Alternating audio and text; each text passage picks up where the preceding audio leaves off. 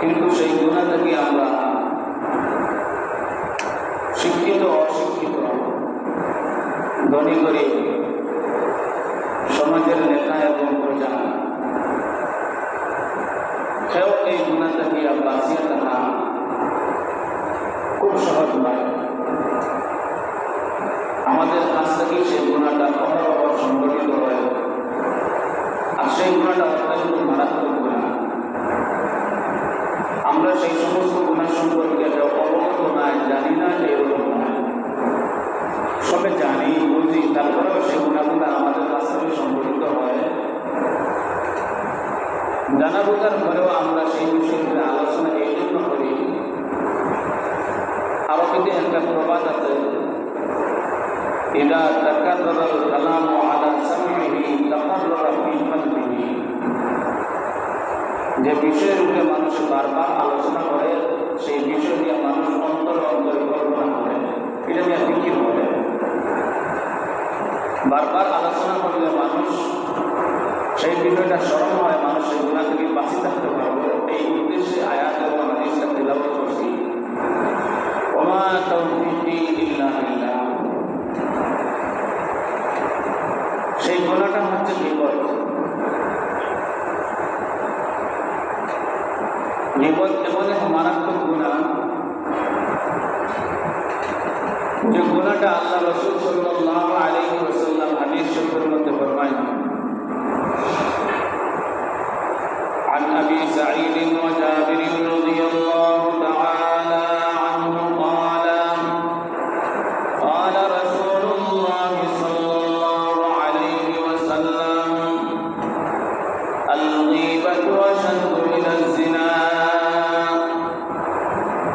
আল্লাহর হাবিব সাল্লাল্লাহু আলাইহি ওয়াসাল্লাম বলেন, গীবত হচ্ছে জিনার চেয়েও মারাত্মক গুনাহ। সমাজের মধ্যে কোনো মানুষ যদি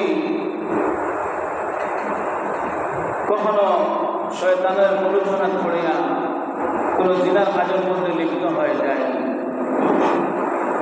ওই মানুষ আর সমাজের মধ্যে তার কোনো দাম থাকে না।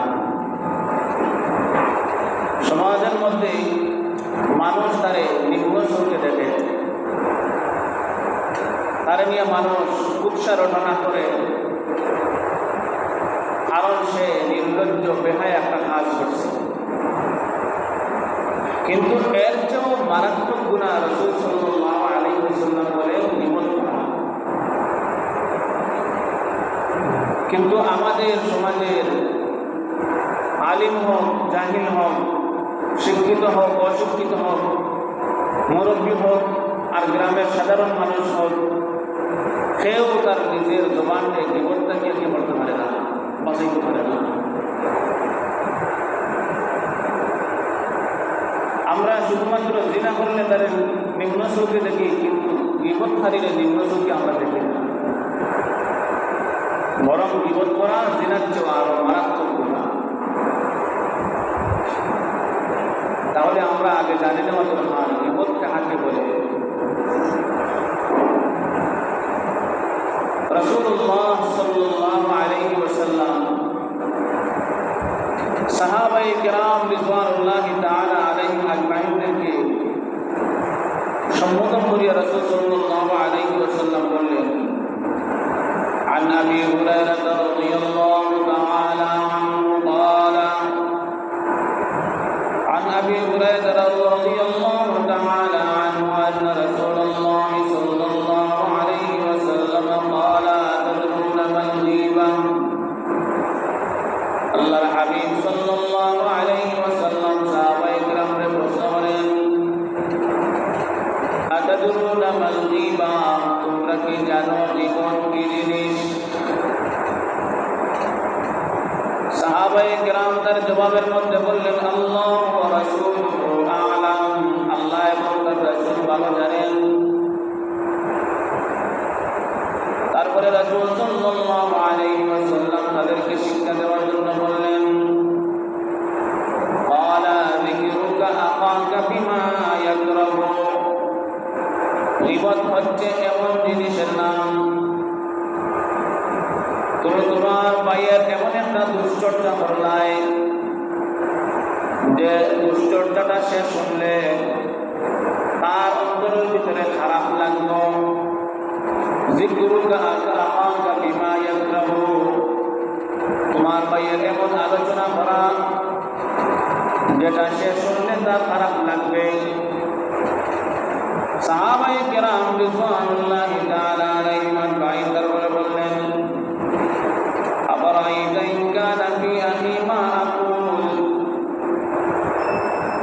যদি আমাদের ভাই সেটা বলে থাকে তাহলে তার সম্পর্কে কি? বাস্তবতায় যদি সে বলে থাকে, বাস্তবতায় তার মধ্যে সেই দোষ থাকে। রাসূলুল্লাহ সাল্লাল্লাহু আলাইহি ওয়াসাল্লাম বললেন, ক্বালা ইন কানা ফীহি মা তাকুলু ফাকাদ ইগতাবতাহু। আল্লাহর হাবিব সাল্লাল্লাহু আলাইহি ওয়াসাল্লাম বললেন, বাস্তবতায় তার মধ্যে সেই দোষ থাকলে আর ওই দোষ আলোচনা করার নাম হচ্ছে গীবত। وإن لم يكن فيه فقد بغته, আর যদি তার মধ্যে সেই দোষ না থাকে আর তুমি সেটা তার উপরে অপবাদ করো, তাহলে তার নাম হচ্ছে তুহমত। একজনের মধ্যে এক দোষ আছে, ওই দোষ আলোচনা করার নাম হচ্ছে গীবত। একজনের মধ্যে এক দোষ নাই, তার উপরে দোষ তুলি দেওয়া, তার নাম হচ্ছে তুহমত। এখন যদি আমরা দেখি গীবতের শাস্তি কি আর তুহমতের শাস্তি কি, আমি আগে তুহমতের শাস্তিটা বলি। তুহমত কত বড় গুনাহ!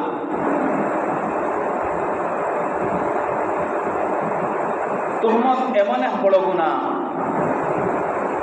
অনেক তুহমতের ব্যাপারে কোরআনে কারীমের মধ্যে রব্বুল আলামিন বলেন, ফাজলিদুহুম 80 জালদাতান, তুহমতকারীদেরকে আগে 80টা বেত লাগাও। তুহমতকারী শুধু তওবা করলে সেটা মাফ হবে না, তুহমতকারীদের জনসম্মুখে 80টা বেত লাগানো আগে দরকার। কোনো মানুষের উপরে যদি কোনো মানুষ অযথা তার উপরে একটা দোষ চাপাইয়া দেয়, তাহলে তার শাস্তি হচ্ছে, সর্বপ্রথম শাস্তি তার জনসম্মুখে 80টা বেত্রাঘাত করা, এরপরে হচ্ছে তওবার ব্যাপার। কিন্তু গীবত এমন এক জিনিস, গীবতের ব্যাপারে রাসূলুল্লাহ সাল্লাল্লাহু আলাইহি ওয়াসাল্লাম বলছেন, গীবত হচ্ছে জিনার চেয়েও আরো মারাত্মক। প্রশ্ন হইতে পারে যে গীবত জিনার চেয়েও মারাত্মক কিভাবে হলো? সাহাবায়ে কেরাম সেই প্রশ্ন করছেন রাসূলুল্লাহ সাল্লাল্লাহু আলাইহি ওয়াসাল্লাম। আল্লাহর হাবিব সাল্লাল্লাহু আলাইহি ওয়াসাল্লাম রে সাহাবায়ে কেরাম জিজ্ঞাসেন, ওয়া কাইফা আল গীবাতু আশাদ্দু মিনাজ জিনা? হে আল্লাহর রাসূল সাল্লাল্লাহু আলাইহি ওয়াসাল্লাম, গীবত জিনার চেয়ে মারাত্মক কিভাবে গুনাহটা হবে? রাসূলুল্লাহ সাল্লাল্লাহু আলাইহি ওয়াসাল্লাম বললেন, ইন্নার রাজুলা লা ইয়াজনি ফায়াতুবুল্লাহু আলাইহি। কোন মানুষ যদি শয়তানের পরিচালনা করিয়া গুনাহ করিলায়, জিনা করিলায়, সে বুঝে এটা গুনাহ, সে আল্লাহর কাছে তওবা করব, হয়তো আল্লাহ তাআলা তারে মাফ করিয়া দিলেইবা। ফি রিওয়ায়াতিন, অন্য একটা বর্ণনার মধ্যে আছে, ফায়াতুবু ফায়াগফিরুল্লাহু লাহু ওয়া ইন্না সাহিবাল গীবাতি লা ইউগফারু লাহু হাত্তা ইয়াগফিরাহা লাহু সাহিবুহু। গীবতকারী তওবা করলে আল্লাহ তাআলা তারে মাফ করে দিতে নাই, যতক্ষণ পর্যন্ত সে যার সম্পর্কে গীবত করছে তার কাছ থেকে যতক্ষণ পর্যন্ত মাফ না নিয়ে আইছে। যার সম্পর্কে তুমি গীবত করছো, যার সম্পর্কে তুমি কুৎসা রটনা করছো, আগে তার কাছ থেকে মাফি নেওয়া। সে যদি তোমারে মাফ করিয়া দেয়, তারপরে তুমি আল্লাহর কাছে তওবা করো, তাহলে আল্লাহ তোমারে কি করতে হবে? মাফ করিয়া দেয়। আর অন্য আরব বর্ণনার মধ্যে আছে, ওয়া ফি রিওয়ায়াতিন আনাস রাদিয়াল্লাহু তাআলা আনহু ক্বালা, সাহিবুজ জিনা ইয়াতুবু ওয়া সাহিবুল গীবাতি লাইসা লাহু তাওবাতুন। জিনাকারীর তওবা করার সুযোগ আছে, কিন্তু গীবত করনেওয়ালার তওবা করার সুযোগ নাই। এক নম্বর, গীবত করনেওয়ালার তওবা করার সুযোগ নাই। কেমনে? আপনারা দেখুন জানি সমাজে যত মানুষে গীবত করে, সে গীবতের জন্য কোনো মানুষের কাছে কখনো গিয়ে মাপ চাইছিল ভাই, আমি তোমার খারাপ একটা কথা হইলিছি অমুকের লোকে, তুমি আমারে মাফ করে দাও, এগুলা মানুষ পাওয়া যায় না। অথবা যার সম্পর্কে আলোচনা করছে সে মারা গেছে, এখন তার কাছ থেকে মাফি নেওয়ার কোনো সুযোগ আছে? সুযোগ তো নাই। এজন্য গীবত করা এমন মারাত্মক গুনাহ, যেটা জিনার চেয়েও মারাত্মক। জিনা করনেওয়ালা মানুষ তওবা করলে আল্লাহ তাআলা তারে মাফ করে দিব, কিন্তু গীবত করনেওয়ালারে আল্লাহ তাআলা কি করে দেয় না, এত সহজে মাফ করে দেয় না। এজন্য রব্বুল আলামিন কোরআনে কারীমের মধ্যে বলেন, ইয়া আইয়ুহাল্লাযীনা আমানু ইজতানিবু কাসীরাম মিনাজ-যন্ন। এই আয়াতের মধ্যে আল্লাহ তাআলা মানুষের গীবত কয় ধরনের করে সেটাও ইঙ্গিত ইশারায় আল্লাহ তাআলা তুলে ধরছেন। মানুষের গীবত করে প্রাথমিক মানুষের মুখ দিয়া গীবত করে, 2 নম্বর মানুষের অন্তর দ্বারা গীবত করে, 3 নম্বর মানুষের লিখনি দ্বারা মানুষের গীবত করে। মুখ দিয়া গীবত করব অথবা তার অন্তরে অন্তরে মানুষের গীবত করব, অথবা মানুষের লিখনি দ্বারা মানুষের গীবত করব। আল্লাহ তাআলা গীবতের কথা উল্লেখ করার আগে আল্লাহ রব্বুল আলামিন বলেন, ইয়া আইয়ুহাল্লাযীনা আমানু ইজতানিবু কাসীরাম মিনাজ-যন্ন। হে দুনিয়ার ঈমানদারেরা, তোমরা বেশি বেশি ধারণা থেকে বাঁচিয়ে থাকো। কারণ অনেক ধারণা আছে, রব্বুল আলামিন বলতেছেন, ইন্না বা'দায-যন্নি ইসমুন, অনেক ধারণাই আছে গুনার কাজ। সমাজে অনেক মানুষ আইয়া কোনো কাম নাই, তার একটাই কাজ, যেখানের মধ্যে বসলো, তার কোনো আত্মীয় হোক, তার কোনো পরিচিত মানুষ হোক, তার সম্পর্কে ধারণা করা যে অমুক মনে হয় ওই খারাপ কাজের মধ্যে লিপ্ত হয়ে গেছে, অমুক মনে হয় ওই পথের মধ্যে জড়িত হয়ে গেছে। সমাজের মানুষের দুশ্চর্চা করা তার একমাত্রই কাজ হয়ে দাঁড়ায়। এজন্য রব্বুল আলামিন বলতেছেন, বেশি বেশি ধারণা করা থেকে তোমরা বাঁচিয়ে থাকো। অনেক ধারণা করাটাই কবিরা গুনাহ, অনেক ধারণা করাটাই গুনার কাজ। তারপরে রব্বুল আলামিন বলতেছেন, ওয়ালা তাজাসসু, তোমরা কোনো মানুষের পিছনে পড়িয়া থাকিও না। সমাজের কত মানুষ দেখা যায়, একজন মানুষ যদি সমাজের মধ্যে প্রতিষ্ঠিত হইতে দেখে, তাহলে তার পিছনের মধ্যে কুটি ফড়ি লাগে, তারা কিভাবে নিম্ন স্তরে টানিয়ে নামানো যায়।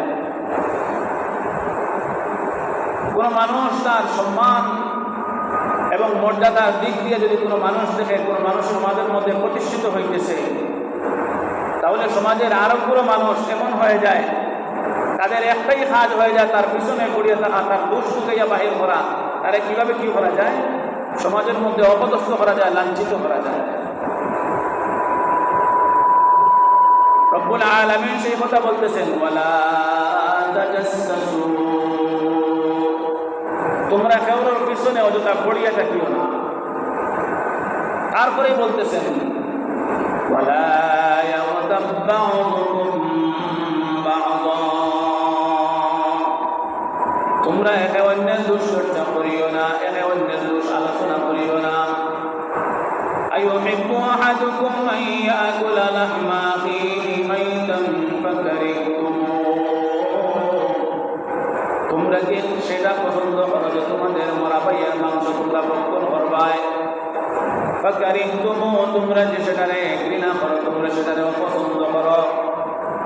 রব্বুল আলামিন বলতেছেন, মানুষের গীবত করা, এক ভাইয়া আর এক ভাইয়ের গীবত করা, দুশ্চর্চা করা রে রব্বুল আলামিন মরা ভাইয়ের মাংস খাওয়ার মতো মরা ভাইয়ের মাংস খাওয়ার সাথে আল্লাহ তাআলা তুলনা করছেন। তোমরা যেভাবে এক ভাইয়ে আর এক ভাইয়ের মরা ভাইয়ের মাংস খাওয়ারে অপছন্দ করো, তেমনি ভাবে তোমরা গীবত করে অপছন্দ করো। একজনে আর একজনের দুশ্চর্চা করিও না। দোষ থাকলেও তার দোষটা দাটিয়ে রাখো। কারণ হাদিস শরীফের মধ্যে রাসূলুল্লাহ সাল্লাল্লাহু আলাইহি ওয়াসাল্লাম বলেন, মান ফাররাজা আন মুসলিমিন কুরবাতান ফাররাজাল্লাহু আনহু কুরবাতান মিন কুরবাতিল ইয়াউমিল কিয়ামাহ ওয়া মান সাতারা মুসলিমান সাতারাল্লাহু লাহু সাতারাল্লাহু ইয়াউমাল কিয়ামাহ। কোন মানুষ যদি কোন মুসলমানের দোষ ঢাকিয়ে রাখে, কিয়ামতের ময়দানে আল্লাহ তাআলা তার দোষ ঢাকিয়ে রাখবা। তাহলে তুমি যদি কোনো ভাইয়ের দোষ পাও, তাহলে দোষ পাইলে তার দোষ ঢাকিয়ে রাখা একজন মুসলমানের নৈতিক দায়িত্ব। আমি যদি মুসলমান হই, তাহলে আমার কোনো ভাইয়ের দোষ দেখলেও এই দোষ ঢাকিয়ে রাখা আমি মুসলমান হইলে আমার মুসলমানের দায়িত্ব। কিন্তু আমাদের সমাজের মানুষের অবস্থা এমন, যদি কোনো মানুষের দোষ পাইলায়, তাহলে যতক্ষণ পর্যন্ত ওই দোষ আর 10 ঘন্টা না হয়েছে তার খুব হবে না। বরং এক একবার এক একজন মানুষের দুশ্চর্চা করা, এক একবার এক একটা দুশ্চর্চা করা, এক একবার এক একটা দুশ্চর্চা করা জিনার চেয়েও আরো মারাত্মক, জিনার চেয়েও আরো মারাত্মক।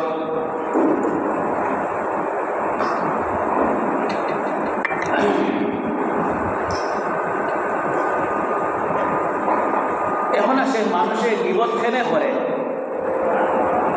একজনে আরেকজনের দুশ্চর্চা খেলে করে। আল্লাহ রব্বুল আলামিন তার কোরআন আয়াতের মধ্যে সেটা তুলে ধরছেন, ইয়া আইয়ুহান নাসু ইন্না খালাকনাকুম মিন যাকারিন ওয়া উনসা ওয়া জাআলনাকুম শুউবান ওয়া ক্বাবাইলা লিতাআরাফু ইন্না আকরামাকুম ইনদাল্লাহি আতকাকুম। দুনিয়ার মানুষেরা, ইয়া আইয়ুহান নাস ইন্না খালাকনাকুম মিন যাকারিন ওয়া উনসা, আমি তোমাদেরকে সৃষ্টি করছি একজন পুরুষ এবং একজন মহিলা থেকে। অর্থাৎ দুনিয়ার সমস্ত মানুষ এক বাবার সন্তান, এক মায়ের সন্তান। দুনিয়ার সমস্ত মানুষ এক বাবার সন্তান, এক মায়ের সন্তান। তারপরে রব্বুল আলামিন বলেন, ইন্না খালাকনাকুম মিন যাকারিন ওয়া উনসা ওয়া জাআলনাকুম শুউবান ওয়া ক্বাবাইল লিতাআরাফু। আমি বংশে বংশে মানুষের ভিন্ন স্তর করছি, মানুষের বংশ আমি আলাদা করছি।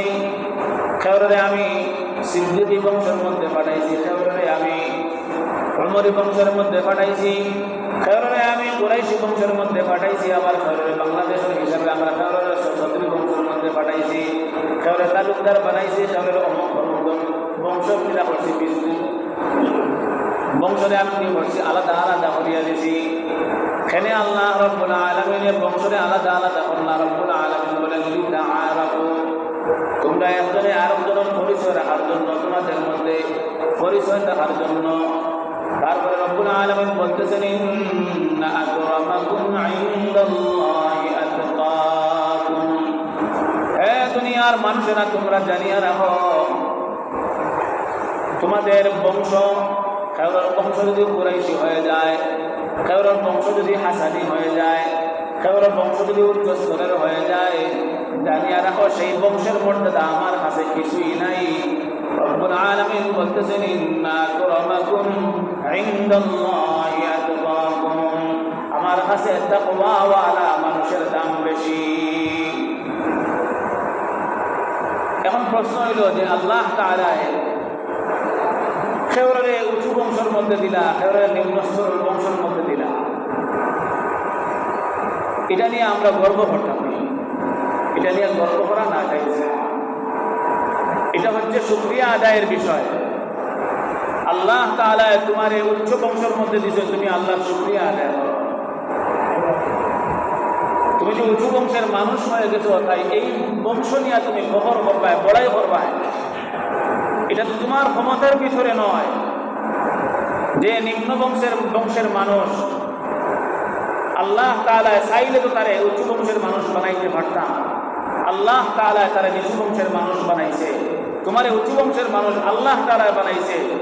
যেটা আল্লাহ তাআলা নির্ধারণ করছেন তোমার সেখানের মধ্যে কোনো ক্ষমতা নাই, এমন কোনো নিয়ামত দিয়া, এমন কোনো পুরস্কার দিয়া কোনো মানুষের সামনে ফখর করা হারাম। যেমন মনে করেন একজন মানুষ খালা, তারা দেখতে বিশ্রী লাগে, আর একজন মানুষ সুন্দর সুন্দর এই খালা মানুষের সামনে গিয়া তার নিজের সৌন্দর্য প্রকাশ করিয়া ফখর করতা না যে আমি দেখেনি কত সুন্দর, আমার গাল কত সুন্দর, চোখ কত সুন্দর, মুখ কত সুন্দর, আমি কত সুন্দর, আমার শরীর কত মোটা। আরে মিয়া, তোমার সুন্দর খেয়ে বানাইছে। তুমি যার সামনে আলোচনা করতেছ হে খালা মানুষ, তারে খালা খেয়ে বানাইছে। সে খালা হওয়ার পিছনে তার কোনো ক্ষমতা ছিল না, তুমি দলা হওয়ার পিছনে তোমার কোনো ক্ষমতা ছিল না। এটা একমাত্র রব্বুল আলামিনের ফজল আর ইহসান। এজন্য দলা মানুষে তুমি আল্লাহর শুকরিয়া আদায় করো, আল্লাহ তাআলা আমারে সুন্দর বানাইছে। এটা ফখর করার বিষয় না, এটা শুকরিয়া আদায় করার বিষয়। কিন্তু আমাদের সমাজের মানুষ যারা উচ্চ স্তরের হয়ে যায়, এরা নিম্ন স্তরের মানুষ বলিয়া হয় না।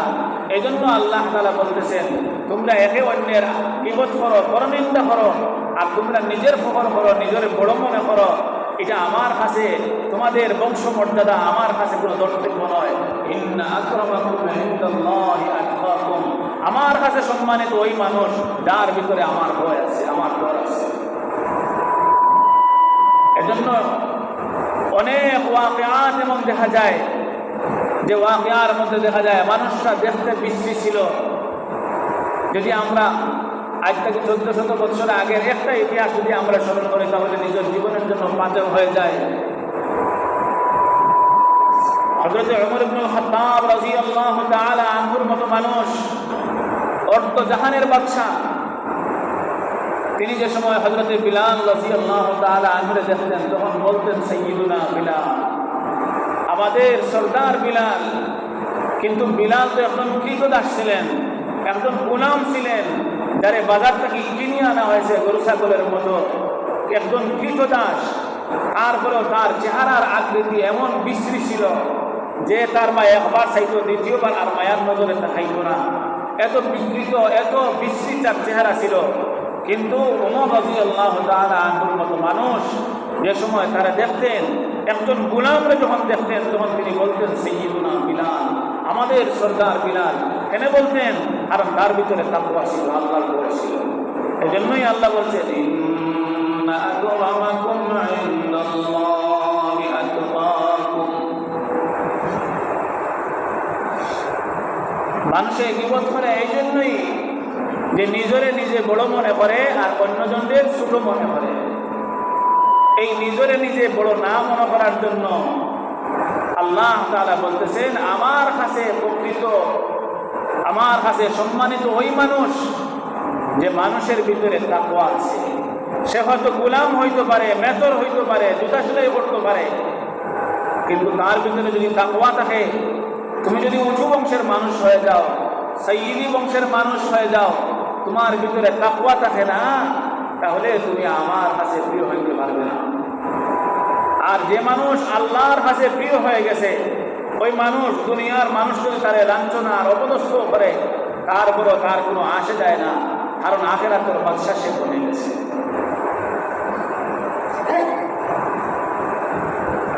একদিনে মানুষ আল্লাহ রব্বুল আলামিনের কাছে দোয়া করে, আয় আল্লাহ, এই জমিনের মধ্যে সবচেয়ে মায়ার বন্দা, তোমার মায়ার বন্দাকে আল্লাহ তুমি আমার আর একবারটা দেখা করি, তার কাছ থেকে আমি দোয়া নেব।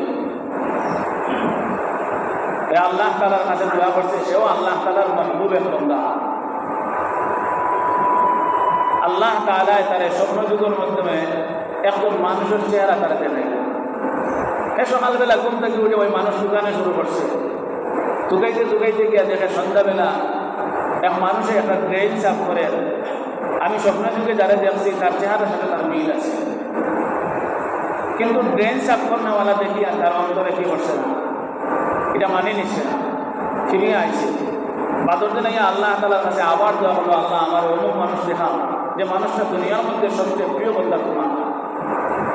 দ্বিতীয় দিন আবার সম্প্রতি ওই মানুষের দেখো না, বাদর দিনও গিয়ে ঢুকে দেখে এই মানুষটা আর একটা ড্রেন সাফ করে না, তার ভিতরে এটা একদিন হইল না। তৃতীয় দিন আবার আল্লাহ তাআলার কাছে দোয়া করলো, তৃতীয় দিন আল্লাহ তাআলা আবার তারা ওই মানুষ দেখাইলেন। তৃতীয় দিন ওই মানুষকে আবার খুঁজিয়াকে বার করলো, আবার দেখলো একটা ড্রেন সাফ করে। কারণ একজন মেথর মানুষ সবসময় ড্রেন সাফ করবো, তারিটা তার দায়িত্ব, তারিটা খাওয়া। তার নিকটে গেছে গিয়া তারে সর্বপ্রথম শব্দ হইল যে ভাই, এই জমিনের মধ্যে আল্লাহ তাআলার সবচেয়ে মায়ার বন্দা আমি ঢুকাইলাম। আমি স্বপ্নযুগে তোমারে দেখছি, তুমি হাসা কথা হো, তুমি এই জমিনের মধ্যে আল্লাহ তাআলার সবচেয়ে মায়ার বন্দা কিনা? সে হইল হ্যাঁ, আমি আল্লাহ তাআলার সবচেয়ে মায়ার বন্দা। তবে একটা চুক্তি আল্লাহ তাআলার সাথে আমার ছিল যে আল্লাহ তাআলা যে সবচেয়ে বেশি মহব্বত আমারে করেন, এই কথা আমার মৌতর আগ পর্যন্ত আল্লাহ তাআলা জানাইতে না। তো বোঝা যার আমার মৌতর সময় হয়ে গেছে। হইয়া বেটা খান্ত থাকি তার কোদাল ভাগ করেছে, ড্রেন সাফ করার যে কোদাল আর থইছে, আর বেটা দেখাত মারা গেছে। বেটা মারা গেল। এখন যে মানুষ তারা জিজ্ঞাসা করলো, হঠাৎ করে এই মানুষটা মারা গেল, এখন হ্যাঁ চিন্তার মধ্যে পড়লো, মানুষ দেখেন আমি তার নিকটে দাঁড়ানো, আর এই মানুষটা হঠাৎ করে বলা মানুষ মারা গেছে ওখান থেকে পড়িয়া, তাহলে মনে হয় আমার উপরে কোনো বিপদ হইতে পারে। বেটা এখন দূরে উপাইছে, দেখেন যে চিন্তা করে দূর থেকে দেখেন যে তার বংশের মানুষগুলো আনিয়া আইয়া, আর তার বংশের মানুষগুলো এটা আল্লাহ বিল্লাহ করনেওয়ালা না, এটা আল্লাহ চিননেওয়ালা নাই। এরা মানুষ মারা গেছে, আমরা অমুক ভাই মারা গেছে, তারা গা থেকেও করিয়া তারা দাফন করিল। ও বেটাকে ঠান্ডা দিয়েছে, ঠান্ডা দিয়ে হয় তুমি তো দাফন করিলেই ভাই ঠিক আছে। তারা আগে গিয়ে তারা পরিবারের সদস্য সকলকে সে মিলিত হয়েছে, তারা সান্ত্বনা দিছে। তারপরে বলে তোমরা দাফন করিলেই ভাই ঠিক আছে, আমার যদি একটু অনুমতি দেওয়া, আমি সুন্দর সুন্দর করিয়ে তারা দাফন দান করি। এখান তো কেউ না মানত না, যে সুন্দর কথা এখানে কেউ মানত না, এটা করতো না। তারা বলে ঠিক আছে, তুমি যদি এত হাতুদিন পুজো করতে তোমার এই অনুমতি দেওয়া ওটা তুমি কি করিলাম, সুন্দর সুন্দর করে তারা দাফন করো। বেটায় কুশল কাসল যাইছে, খাবারের ব্যবস্থা করছে, খাবারের ব্যবস্থা করছে। মুসলমান 2-3 ডাকিয়ে আনে তার জনজাও করেছে। তারপরে মুসলমানের তরিকায় তারা দাফন করা হয়েছে। পরের দিন ওই মানুষটা আবার আল্লাহ তাআলার কাছে কান্দে, আল্লাহ তোমার যদি এত মায়ার বন্দা, তাহলে তার সাথে এই আচরণ কেন? এই হঠাৎ পড়িয়া মারা গেল, আমি যদি না থাকতাম তাহলে তারে তো আনা জানা যায় তারা দাফন করা হলো। ও তারে আবার স্বপ্নযুগের মধ্যে হওয়া হয়। সেই জন্য তারে পর যে আমার এই বান্দার সাথে আমার একটা চুক্তি ছিল, সে মারা যাওয়ার আগ পর্যন্ত তার পরিচয় আমি কারোর কাছে হইতাম না। যেহেতু তার মরার সময় হয়ে গেছে, আমি তোমার ভিতরে আগে তার মহব্বত জ্বালা ওটা তোমার অন্তরের ভিতরে কি করছি, প্রজ্বলিত করিয়া দিছি। তুমি আমার কাছে দোয়া করছো তারা দেখার জন্য, আমি তারা দেখাইয়া দিছি। 3 দিন পরে তার মৌত হইব তোমার ভিতরে, 3 দিন আগে সেটা আমি তোমার ভিতরে জ্বালাইয়া দিয়া ইয়াকিন তৈয়ার করছি যে এই আমার আল্লাহ আমার প্রিয় বন্ধা। তারপরে তোমার সামনে সে মারা গেল, আমি আল্লাহ তাআলা তোমারে দিয়া তার জানাজা এবং কাফনের কি বললাম ব্যবস্থা করলাম। তাহলে বুঝা গেল ভাই, একজন মানুষ যদি মেথর হয় আর তার ভিতরে যদি তাকওয়া যদি থাকে, তাহলে ওই মানুষটি হইতে পারে আল্লাহ তাআলার মাহবুব বান্দা হইতে পারে। তুমি যদি সাইয়্যিদি বংশর হয়ে যাও, তারপরেও তোমার ভিতরে তাকওয়া না থাকে, আল্লাহর ভয় না থাকে, তাহলে তোমার সেই বংশ আল্লাহ তাআলার কাছে আসে যায় না। আল্লাহ তাআলা দেখেন একমাত্র কার ভিতরে আমার তাকওয়া আছে। এজন্য ভাই মানুষের জবান, মানুষ আরো মানুষের নিম্ন স্তরে পৌঁছানোর জন্য মানুষের তার জবানটারে পরিচালিত করে, কিন্তু এই পরিচালিত করা মানুষের নিজের জবানকে পরিচালিত করে আর মনে করে এটা খুব ছোট একটা বিষয়, এটা একটা তো একজন মানুষের দোষ আলোচনা করেছে, এটা আর কি আইল গেল। কিন্তু রাসূলুল্লাহ সাল্লাল্লাহু আলাইহি ওয়াসাল্লাম বলতেছেন, তোমার সেই আলোচনাটা একবার আলোচনা একটা জিনার চেয়ে আরো মারাত্মক গুনাহ। তারপরে রাসূলুল্লাহ সাল্লাল্লাহু আলাইহি ওয়াসাল্লাম বলেন, মান কানা যা ওয়াজহাইন ফিদ দুনিয়া কানা লাহু ইয়াওমাল কিয়ামাতি লিসানান মিন নার। যে মানুষ দুনিয়ার মধ্যে 2টা জবান ব্যবহার করবে, এক জায়গার মধ্যে গিয়া এক জবান মারার সকলগুলি করব, তোমার কাছ থেকে তোমার কিছু লইয়া যাইব, আবার আরেকখানে গিয়া তোমার সম্পর্কে আবার বদনাম করব, তোমার হাত থেকে তোমার কিছু নিব, তোমার সামনে আইলে তোমার সম্মান করব, আর তোমার আদরটা দিলে তোমার বদনাম করব। রাসূলুল্লাহ সাল্লাল্লাহু আলাইহি ওয়াসাল্লাম বলেন, যে মানুষ দুনিয়ার মধ্যে দুই জবান ব্যবহার করে, তোমার সামনে আইলে এক ধরনের, তোমার আদরটা গেলে আর এক ধরনের, কিয়ামতের ময়দানে সেই মানুষ সম্পর্কে রাসূলুল্লাহ সাল্লাল্লাহু আলাইহি ওয়াসাল্লাম বলেন, লিসানান মিন নার। আল্লাহ তাআলা কিয়ামতের ময়দানে তারে আগুনের দুইটা জিহ্বা দান করবা, আগুনের দুইটা জিহ্বা। আরে মিয়া, দুনিয়ার মধ্যে জিহ্বার মধ্যে তোলা যদি একটা ফুড়ি হয়, তাহলে বোঝা যায় দুনিয়া অন্ধকার হয়ে গেছে। আর যদি তোমার জাহান্নামের মধ্য থেকে দুইটা জিহ্বা আনি দেওয়া হয়, যেটা আগুনের দুইটা জিহ্বা তোমার জবানের মধ্যে লাগাই দেওয়া হয়, তাহলে তোমার কি দশা হবে? কিয়ামতের ময়দানে আল্লাহ রাসূল সাল্লাল্লাহু আলাইহি ওয়াসাল্লাম বলেন, তাজিদুনা শাররান নাসি ইয়াওমাল কিয়ামাতি যা ওয়াজহাইন আল্লাযী ইয়াতি হাউলাই বিওয়াজহিন ওয়া হাউলাই বিওয়াজহিন। কিয়ামতের ময়দানে সবচেয়ে অপদস্থ মানুষ নিম্ন স্তরের ওই মানুষ হবে যে দুনিয়ার মধ্যে দুই জবান ব্যবহার করত, সামনে আইলে এক ধরনের, আদরটা গেলে আর এক ধরনের ব্যবহার করত। হাদিসের মধ্যে রাসূলুল্লাহ সাল্লাল্লাহু আলাইহি ওয়াসাল্লাম বলেন, আমি যখন মেরাজের রজনীর মধ্যে গমন করি, লাম্মা উরিজা বি মারাদু বিকওমিন লাহুম আযফারুম মিন নুহাসিন, আমি দেখলাম যে কিছু মানুষ তাদের নখগুলো তামা দিয়ে বানানো, আর তারা সেই তামার নখ দিয়া ইয়াহমিশুনা উজুহাহুম ওয়া সুদুরাহুম, তামার নখ দিয়ে তার চেহারার মাংসগুলো কি করতেছে, বসাইতেছে, আর তার সিনার মধ্যে চাপকাইতেছে, সিনার মাংসগুলো বসাইতেছে। ফাকুলতু মান হাউলাই ইয়া জিবরিল, আমি জিবরাইল আলাইহিস সালাতু ওয়াস সালামকে জিজ্ঞাসা করলাম, ও জিবরিল, ওই সমস্ত মানুষ হারা যাদের এই দশা ঘটে? আলা হাউলাই আল্লাযীনা ইয়াকুলুনা লুহুমান নাস। আল্লাহর হাবিব সাল্লাল্লাহু আলাইহি ওয়াসাল্লাম রে জিবরাইল আলাইহিস সালাতু ওয়াস সালাম বললেন, এরা ওই সমস্ত মানুষ যারা দুনিয়ার মধ্যে মানুষের মাংস খাইত, অর্থাৎ গীবত করত, একজনে আর একজনের দুশ্চর্চা করত। এজন্য রাসূলুল্লাহ সাল্লাল্লাহু আলাইহি ওয়াসাল্লাম বলেন, কোন মানুষ যদি গীবতের মধ্যে সে বসে, যেখানের মধ্যে মানুষের দুশ্চর্চা করা হইতেছে, এমন জায়গার মধ্যে বসা আছে, আর ওই সময় তার ভিতর থেকে গীবত হওয়ার সম্ভাবনা, এক জায়গায় বইলে এখনো দোষ আলোচনা করা হয়, এখন তোমারই এই বেশি যে অমুকের আরো টাকিটা আছে, এখানের মধ্যে খুশি বাসি করিয়া মানুষের মাঝে জানি আর একজনের দোষ আর একটা করবে, তুমি একটা হয়েছো ইয়ে আর একটা করো। এমতো অবস্থায় যদি কোনো মানুষ তার জবানকে কন্ট্রোল রাখতে পারে, রাসূলুল্লাহ সাল্লাল্লাহু আলাইহি ওয়াসাল্লাম বলেন, মাকামার রাজুলি বিসসামতি আফদালু মিন ইবাদাতি 60 সানাতান। ওই মানুষ ওই সময় নিশ্চুপ থাকা, তার জবানকে কন্ট্রোলে রাখা 60 বছর ইবাদতের চেয়ে শ্রেষ্ঠ। আর যদি মুখ দাঁড়িয়ে তাহলে কি হইল? জিনা করার চেয়েও মারাত্মক গুনাহ করলায়। আর জবানকে কন্ট্রোল রাখতে পারলে ওই মুহূর্তে শুধু কন্ট্রোল রাখছো জবানকে, বিপদের মধ্যে তুমি কি করছো না, শরীর হইছো না, ওই মুহূর্তে জবানকে কন্ট্রোল রাখার কারণে আল্লাহ তাআলা তোমার আমল নামার মধ্যে 60 বছর ইবাদত করিয়ে যে সব পাইতে, এর চেয়ে বেশি সব দান করবে। আলহামদুলিল্লাহ।